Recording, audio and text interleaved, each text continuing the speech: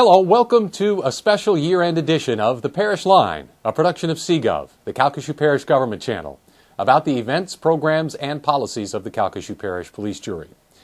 On this program, we'll take a look back at 2011 in review and highlight some of the best and most important stories that we covered on The Parish Line. We will look back at a story highlighting a new airboat for use by our Office of Homeland Security and Emergency Preparedness. Go back to October when the police jury announced plans for installation of new horse stalls at Burton Coliseum. And we'll revisit the planning of the new River Bluff Park in Moss Bluff. First, one of our favorite stories in 2011 was originally shown in July when Margaret Higgins took us on a tour of our Office of Juvenile Justice's newest facility, the Mark Center. The Office of Juvenile Justice Services has a new one-stop shop. Director of Probation Services, Bill Summers, explains. When a law enforcement officer goes out onto the street and arrests a young person for a misdemeanor or low-risk offense, in the past what they would do is they would bring him to their station house, wait for the parent to arrive at the station house, and that could be 3, 4, 5 hours. It would turn in a report. The report would go to the district attorney's office. The district attorney's office would forward it to me. I would farm it out to an intake officer, and the process would take a very, very long time. By the time that we got the child into some services or into the office, it could be up to 30 to 45 days. So what they'll do now is they will contact us. We will say, bring them out to the MARC, the Multi-Agency Resource Center. They'll come in through the back door. We'll wait for the parent to get there. The law enforcement officer will, in other words, go 10-8, or they'll leave and they'll go back out on the street doing what they do best and leaving that child for us for what we do best, which is providing rehabilitative services. And so that child will be put in immediate services within the next 2 hours at the time of arrest. So we've taken a process of about 45 days and condensed it in about 2 hours. The center began as a collaborative effort from the Children and Youth Planning Board. Director of the Office of Juvenile Justice Services, Dane Boland, tells us more. One of their goals is, and across the state too, is to identify those services that families would need locally. And then also, once you identify the services, identify gaps that are not getting to the families. And so that's why we set out. The Planning Board set out to identify those gaps in services. We conducted surveys, took public feedback, and out of that, probably about 6 months to 9 month process, it was unanimous across the Planning Board that we needed one place where people could access services and information instead of going to be sent to different organizations and different agencies around town. So that was huge for that. At that point, I think it was just a dream of the Planning Board, but as we move further on to the process of the MARC we're at today, everyone started to know, it could become a reality, and that's what's happened. A lot of times when you open up new buildings, you have to add a lot of new staff to it. We have started this project, and we have not added one additional staff from our agency, which I think is key. I think the citizens want to save the tax dollars and become more efficient, and that's what we've done here. I'm a firm believer that government doesn't have to do everything, but what they do, we should do it very well. And that's kind of our philosophy here. Having a warm, comfortable atmosphere for families in a crisis during the first 30 minutes to an hour can make a difference. We all know that sometimes you go in a government building and it has the same paint, same furnishings, and what we did is we kind of, believe it or not, got a committee together and had this talk and said, okay, get all the designs that you've had in the past about our government building and think differently. And they came up with the colors, the furnishings, and we wanted to create a place, and I'll say this, we've been open now for about 2 weeks. We've had several families coming in crisis to the point of tears, and we think that a combination with the customer service and talking to that family, and when they walk in, it's a non-threatening environment. They can walk in, and hopefully the aesthetics will play a role in de-escalating that situation. Funding for the MARC Center was made possible by the MacArthur Foundation. Director of Resource Development, Vi Martin, gives us the details. It is really an honor to be with them. One of the highest honors, honestly, you can really achieve as a grant writer, to be able to network with the level of people that they have in their foundation. And also MacArthur doesn't just give you money to begin your project, they also give you a national resource bank of people to assist you as well.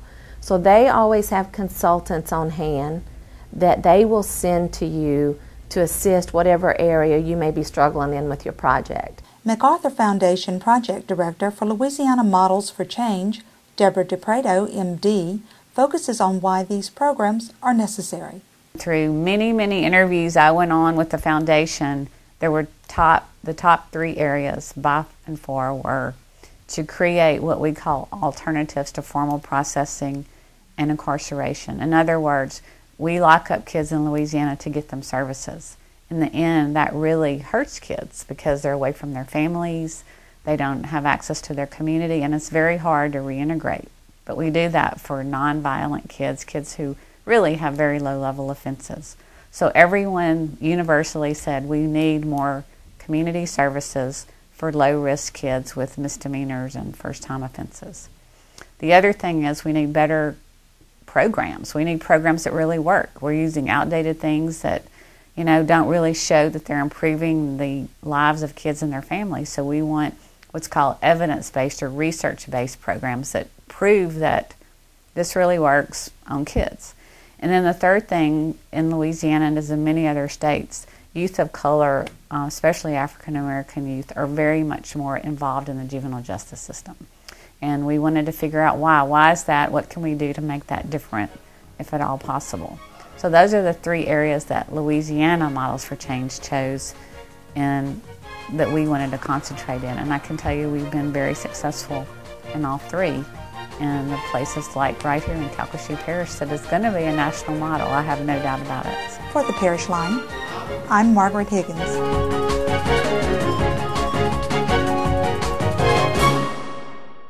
For his efforts in creating the Mark Center, Office of Juvenile Justice Services Director Dane Bolin received the prestigious Champions for Change Award at ceremonies in Washington, D.C. earlier this month. We'll bring you that story in our January edition of the Parish Line. In May, the parish continued their anti-litter message with a new billboard on Ryan Street in Lake Charles. Jessica Williamson gave us that report. Drivers on Ryan Street are seeing a new, but not extremely different sight when traveling towards downtown Lake Charles. The parish has put up a new anti-litter billboard, very similar to the one posted last year. Special Programs Coordinator Jason Barnes says that the litter was not hard to find in Calcasieu Parish. Unfortunately, all of this is fresh litter. We've got a couple of things that actually were the same from last time around. We have a baby pool that was on there. Those are pretty easy to find. We have a refrigerator door, a freezer door. There's actually a dryer a piece of a dryer that's on there, and buckets and cans and things like that. And then on road signs. Road signs have just been thrown away here and there. People like to steal them and throw them in the ditches. So we put that on the boards as well. So again, wasn't hard. There are many times where we had missing holes in this billboard, and all we had to do was just drive around for about 20 minutes, and there they were. While the litter was easily found, the parish enlisted help from the Calcasieu Parish Sheriff's Office. This year we actually had the help of the Sheriff's Office litter inmate crews. They helped collect the trash, and they helped put this trash on the board, along with our public works crews that helped last year. Well, it's exciting and it's fun that we can do things like this. The sad part is that we can do something like this. We can build one of these pretty much every day with the stuff we find, and that's the bad part. But it was fun, and it's something that our guys enjoyed doing because it gives them a chance to make a statement that, you know, and let people see, you know, what we do. Calcasieu has had many anti-litter messages. Barnes says it's the other aspects of the anti-litter initiative that have made it successful. Well, we have litter enforcement cameras out in full force, and those have been being very effective. Those are racking up tickets left and right. It's really covert how we do things. You would never know the cameras are there watching you. So it's really more of a message to the litterers out there who may want to go and dump some trash in a ditch or somewhere else. There might be cameras watching, and you know, we're able to identify these people and cite them for gross littering, catching them in the act. So that's going real well. The hotline is continuing to get calls every week. The community takes an active role in that, which we're very supportive of, very appreciative of. And then we've also started a new litter bag. We've started what we call sort of dubbed a designer series litter bag, where a lot of people wanted a colorful litter bag, something that looked more pleasant looking than the orange and black that we've been used to. So we've actually gotten involved with some of the local artists. And our first artist, Kevin Levesque, we just released a litter bag with one of his paintings on the front. And we hope that the community will embrace those and start using those in their cars and automobiles. And we're going to have about 3 other artists, 1 per quarter until the end of the year. So we're really excited about that, and hopefully a lot of businesses will get involved and use those litter bags as well. Even into our 3rd year of the litter program, it's still very easy to find these kinds of items out in the rural parts of the parish. So that's not something we're really proud about, but hopefully by continuing to do this and show the people in the community in the southwest Louisiana that we are easily finding this, maybe it might send them a wake-up call. Maybe it might start some proactiveness to clean up the parish. For the Parish Line, I'm Jessica Williamson.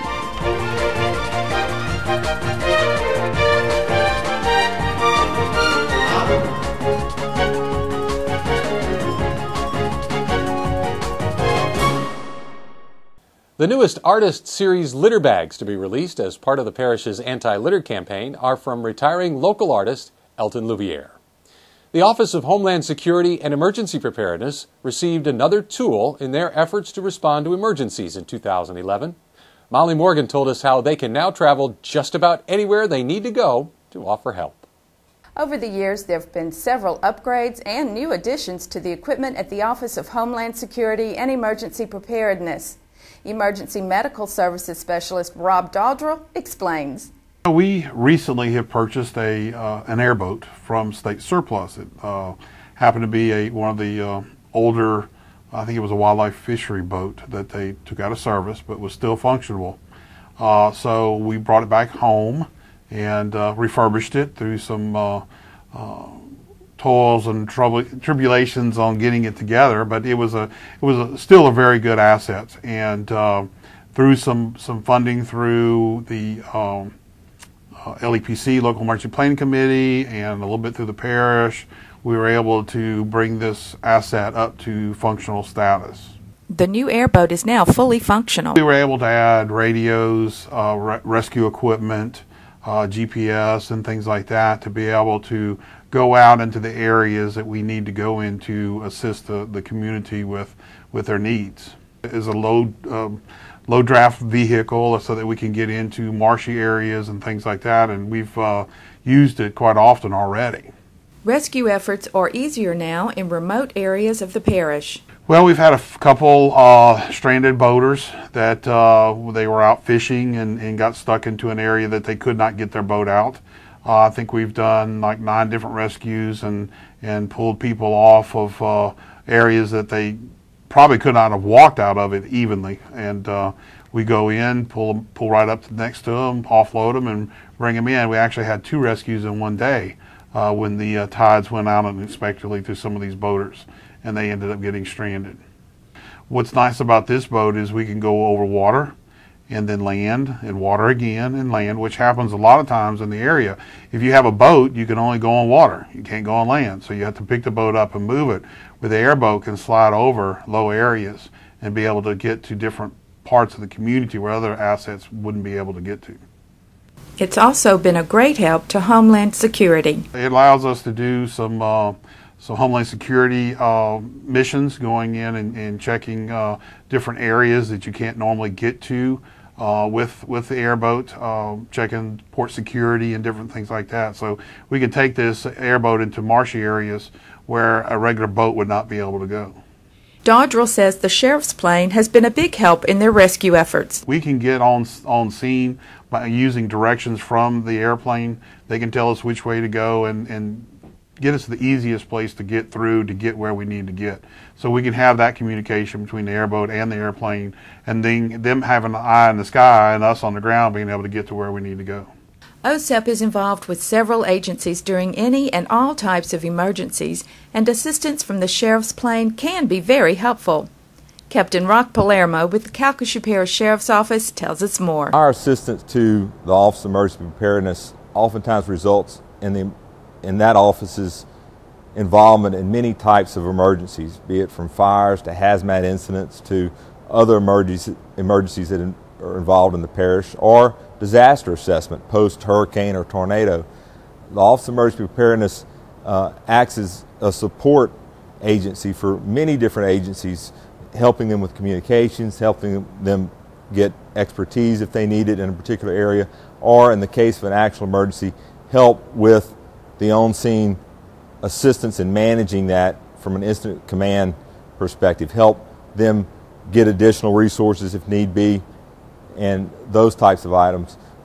The fact that the Office of Emergency Preparedness is in so many emergencies, our involvement with the Sheriff's Office with this aircraft and the assets that are aboard it helps that information exchange across many different agencies, be it fire, rescue, industry, the waterways. So Office of Emergency Preparedness involvement with our assets, our information technology is very important. For the Parish Line, I'm Molly Morgan.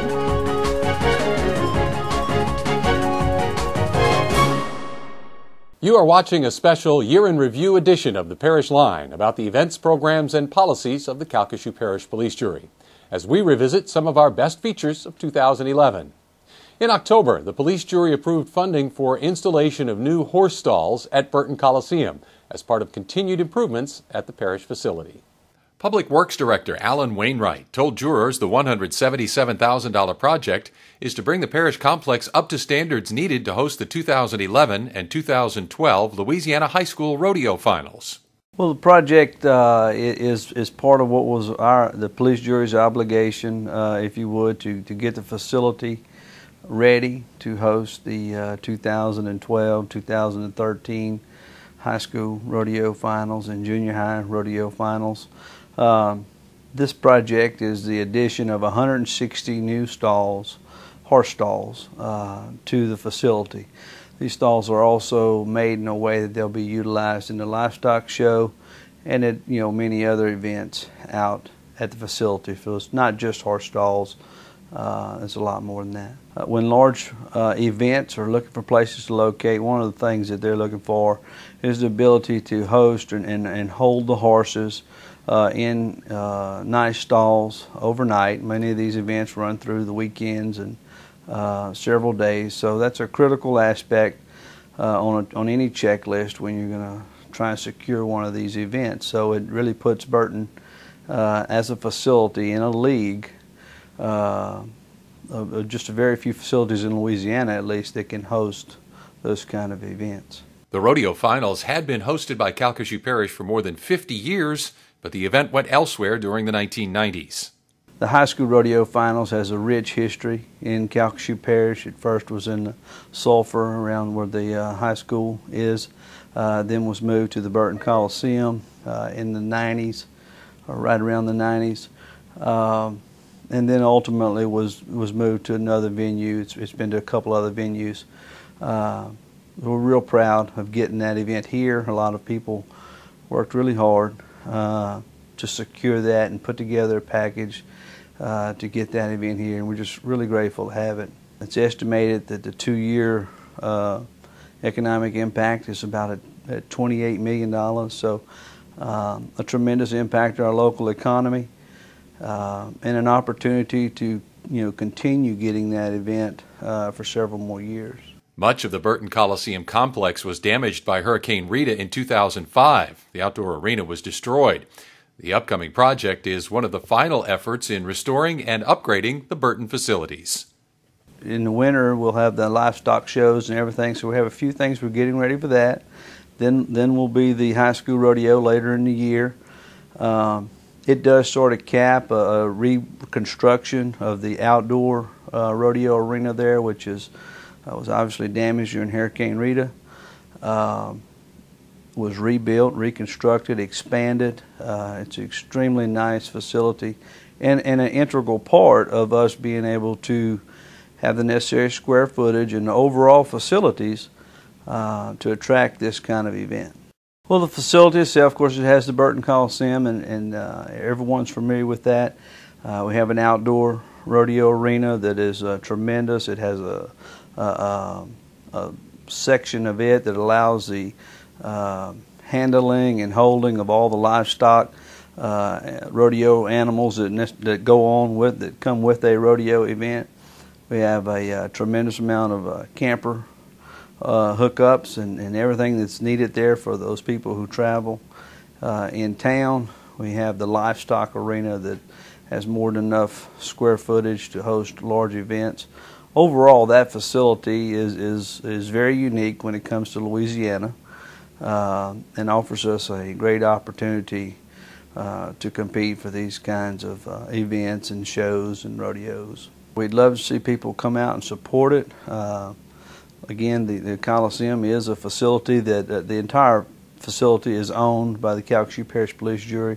They are putting their efforts into making sure that facility is maintained, used at the highest level, that our citizens can use it. The rates are really good. We encourage people with events to look at it and consider it when they're selecting.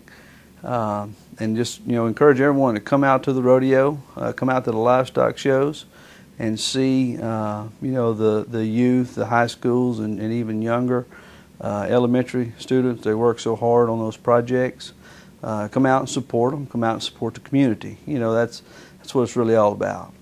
The installation of the new stalls is ongoing and should be completed in June in time for the 2012 high school rodeo finals. One of the biggest projects the police jury began in the past year was the planning of the proposed River Bluff Park in Moss Bluff. J.P. Booth told us of the progress made last September. The Calcasieu River boat launch off of Terrio Road in Moss Bluff has been around for a very long time. So what suddenly made the parish interested in improving the existing boat launch as well as making a full-fledged park out of the surrounding property? Came about the property from former Parish Administrator Mark McMurray. Called Alan Wainwright and I one day and heard of this property going up for sale. I think several others went and viewed the property. Alan and I went out and viewed it and immediately saw potential. Wonderful piece of property situated on both sides of our existing boat launch, and just the natural wetlands and the trees and the habitat, if you would, was obviously had a lot of potential, especially for a parish park. From there, I think several discussions, looking further, and it was brought to the jury, and the jury voted or accepted it, and we were able to purchase the property. I think that was in 2009. And from there, we started the process of finding, through an RFP, a design firm, design team to work with us in developing the park. ERM out of Alexandria won or was awarded that contract, and that's who we've been working with through the process of the master plan or the initial design phases where we are right now. To find out what the community really wanted, the police jury implemented a River Bluff task force to go into the community and bring back feedback on what the citizens were most interested in. We truly tried a unique side of this in that the jury appointed members of the community from various different aspects, from education to business, several different venues of a good array of community representation. And we started with almost a blank canvas, if you would, with that task force, and worked through them to poll the community, talk to friends and neighbors, visit at school, at the grocery store, at church, whatever the case was, that they could ask people what they would like to see in the park.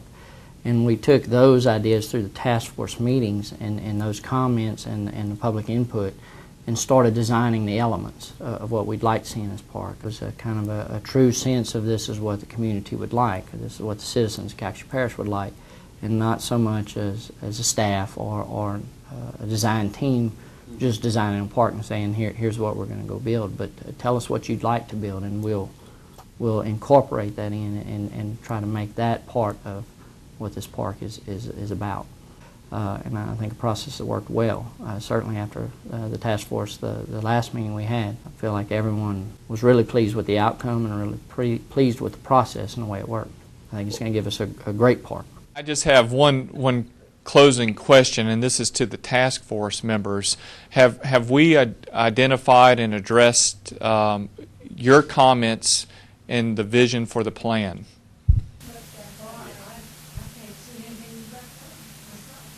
So you would feel comfortable as a task force of having us move forward?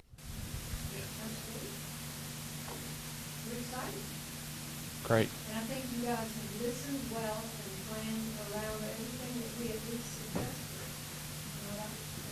And just what did the citizens of Moss Bluff put on the top of their list? In general, one of the things that I guess they've tasked the design team and us with as well is to try and maintain as much of the habitat and the wildlife and the ecosystem that does exist in the property now. Certainly some of the things that were at the top of their list was improving the boat launch, trails, nature, places to enjoy the park, whether by picnic or benches or just sitting and watching sunsets. Fishing opportunities if you did not have a boat, so fishing piers or access to the water for fishing. Pavilions that could be rented and used for private functions or meetings. Community center type, if you would, for the area. And so some of those were incorporated in, as well as playgrounds for the kids, for younger children. And then just a general getting into nature. There's also some educational aspects out there of history along the Calcasieu River from years past. So we've captured quite a few elements and things, but yet not just made everything so small and trying to fit every little thing in. The task force was very instrumental in guiding, I guess, to the most important aspects of the things that they heard and thought would be beneficial to the park. So what's next for the development, and when can we expect them to break ground and eventually have an opening ceremony? Right now we are scheduled or planning to bring the task force recommendations and the program elements that we discussed and finished up and if you would approved at the last task force meeting to the jury at the next committee meeting, which would be the end of October, and present the findings of the task force and their directions to the design team, to the jury for their approval to go forward with cost estimates of the construction, or at least the construction of the elements that we have incorporated in the park at this time. And then from there, it would we would need that to go into budgeting to know what we could, how much money we're going to have to spend, how much money would be available, and to get started, if you would, in 2012 on putting together drawings and documents. The schedules that we had put together, pushed, I guess, total completion of everything that we had in mind and the elements that we had drawn into the park, at the end of 2013, 2014. So I know that time seems a long way from here, but it will be a multi-year project to complete all those phases. So hoping to get started in 2012 and into 2013 and then finishing up from there. I guess it will all depend on how much we want to do and how much we're able to do, at least here in the start, and not say that we couldn't get certain elements and aspects done now and always come back to in some years from now to add on or to improve from there. So we're looking at over the next 2 to 3 years to try and have a park out there and more than just an improved boat launch, but to have some infrastructure out there with pavilions and sidewalks and parking where people can enjoy the property. And then just continue to build from there.